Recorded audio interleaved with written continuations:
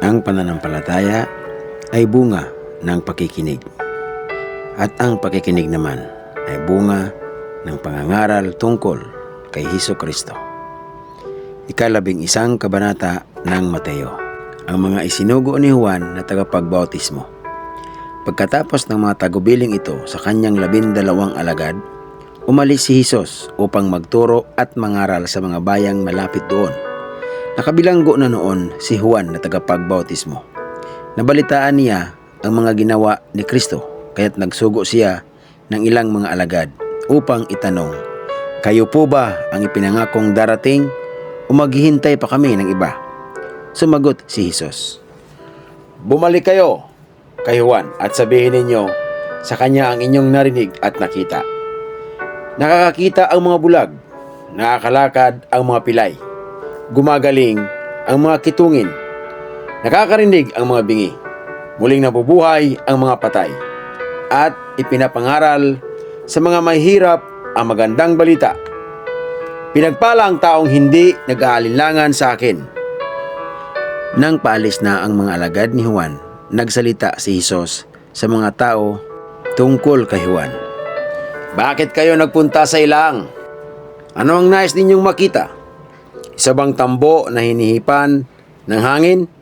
Bakit kayo pumunta sa ilang para makita ang isang taong may mamahaling kasuotan?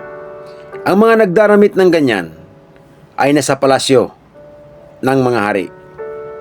Ano nga ba ang nais ninyong makita? Isang propeta? Oo, siya ay propeta. At sinasabi ko sa inyo, siya ay higit pa sa isang propeta. Sapagkat si Juan ang tinutukoy ng kasulatan. Ipadadala ko ang aking sugo na mauna sa iyo. Ihahanda niya ang iyong daraanan.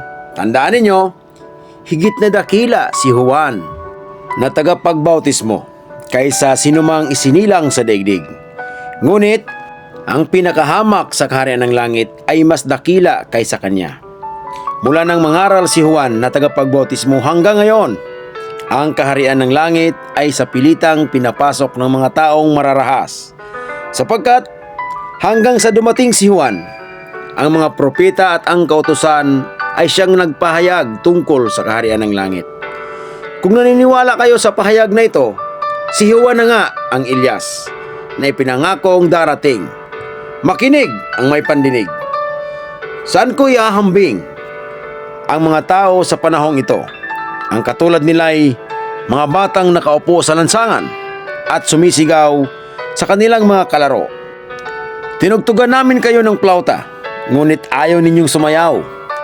Umawit kami ng awit ng pagluluksa, ngunit ayaw ninyong tumangis, sapagkat nakita nila si Juan na nag-aayuno at di umiinom ng alak. At ang sabi nila, sinasaniba ng demonyo ang taong iyan. Nakita naman nila ang anak ng tao na kumakain at umiinom. At ang sabi naman nila, tingnan ninyo ang taong ito. Matakaw, lasinggo at kaibigan ng mga maniningil ng buwis at makasalanan. Gayunman, ang karunungan ng Diyos ay napapatunayang tama sa pamamagitan ng mga gawa nito.